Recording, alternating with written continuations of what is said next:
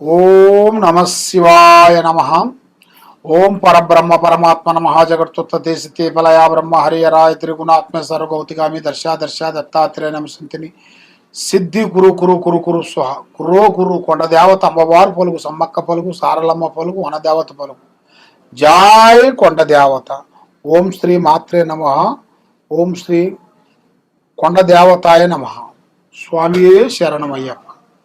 ప్రజలందరికీ నమస్కారము. 2025 డిసెంబర్ మాసం మిథున రాశి ఫలితాలు. ఈ మిథున రాశిలో అదృష్ట బలము, జీవిత బలము, యోగ బలము, లక్ష్మీ బలము, స్థాన బలము. మరి కుటుంబంలో కూడా కొంత సభ్యుల మధ్యలో స్వల్ప కలహాలు, సికాకులు ఏర్పడే అవకాశాలు కొన్ని కనబడుతున్నాయి.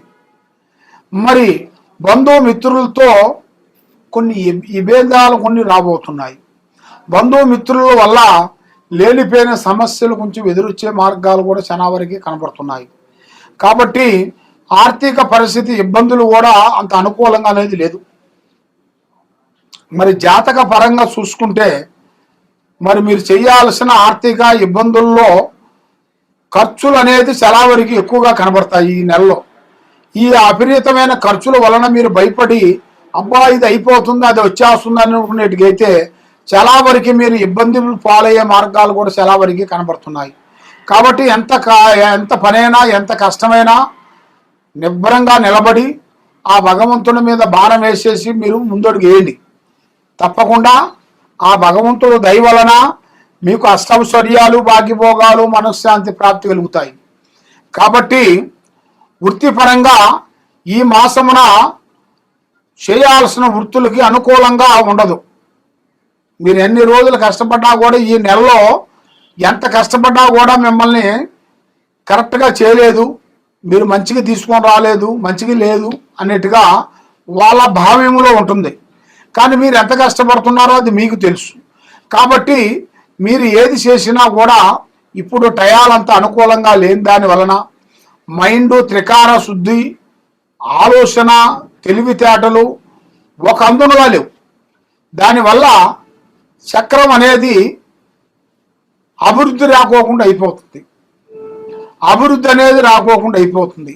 ఆ అభివృద్ధి వలన ముఖము చూసిన వాళ్ళు లక్ష్మి నిలబడుకోకుండా చేతికాడకు వచ్చిన పనులు కొన్ని చేజారిపోవటం, మరి ఈ వృత్తిపరంగా, వ్యాపారపరంగా, ఉద్యోగపరంగా లేనిపోయిన మోసాలు, లేనిపోయిన సికాకులు మిమ్మల్ని పెట్టి మిమ్మల్ని అధోగతి పాలు చేయాలని కూడా చాలామంది చూస్తున్నారు.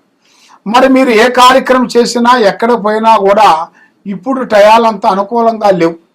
మైండ్ త్రికార శుద్ధి ఒక అందునుగా లేదు. మరి ఇప్పుడు కొన్ని కార్యక్రమాలు మీరు కొన్ని చేయాలనుకుంటున్నారు. మరి ఆ కార్యక్రమాలు నాకు అనుకున్న టయానికి, అనుకున్న నిమిషానికి నాకు కరెక్ట్గా పూర్తి చేయగలుగుతానా, పూర్తి చేయలేనా అనేది స్వామి మనసులో ఉండాల్సిన సందేహం. కాబట్టి ఆ భగవంతుడు దయ వలన అనుకున్న టయానికి తప్పకుండా మీరు అనుకున్న టయానికి వెళ్తారు. దాంట్లో ఇబ్బంది ఏమి లేదు.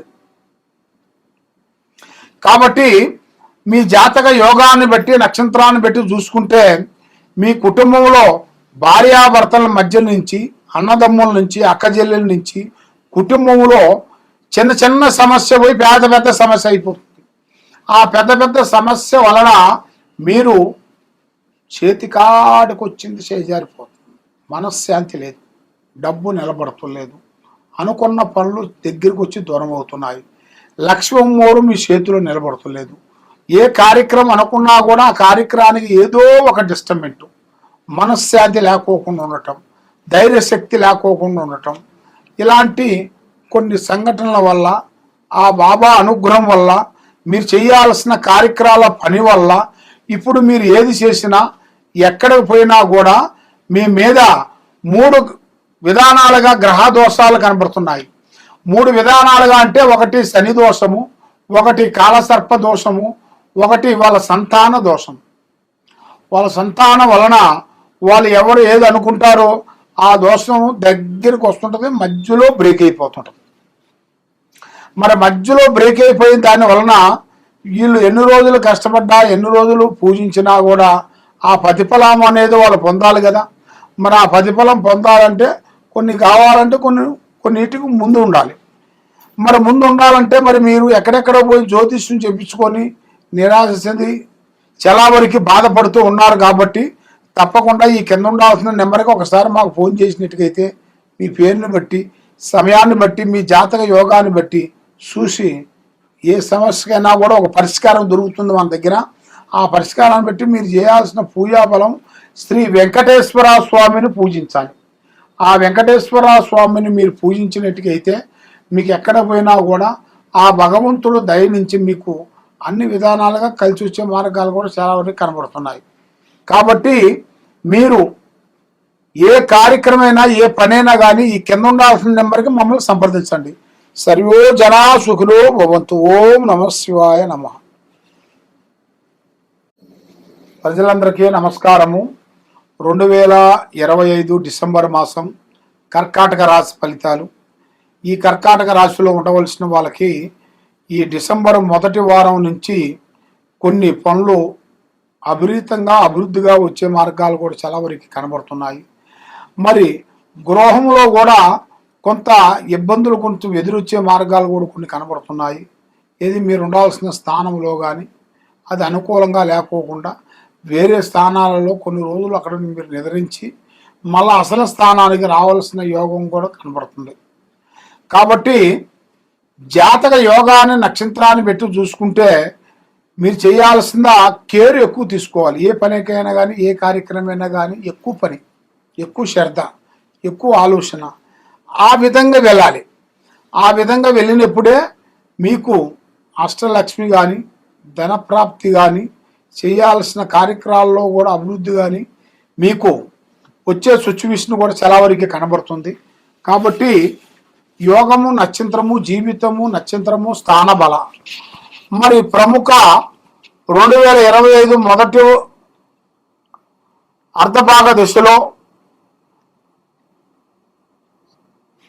మీకు చేయాల్సిన కొన్ని కార్యక్రమాలు చేతికాడికి వచ్చి కొంత పోవటం, ఇంట్లో ఒకరి మాట ఒకరికి అండర్స్టాండింగ్ లేకోకుండా ఉండటం, పిల్లల నుంచి కొన్ని ఒత్తిడిలు రావటం, మరి మీరు చేయాల్సిన పనులలో కొన్ని ఇబ్బందికరమైన సమస్యలు కొంచెం రావటం, మరి సురక్షమైన ఆర్థిక ఇబ్బందులను కొంచెం ఎదుర్కోవటం, చేసిన కొన్ని పనులు చిన్న కొన్ని పనులు, ఆ పనులు కూడా మన అభివృద్ధిగా రావాలి అంటే మరి ఏం చేస్తే అభివృద్ధిగా వస్తుందా అనేది చాలామందికి చాలా సందేహాలు కూడా కొన్ని కనబడుతున్నాయి.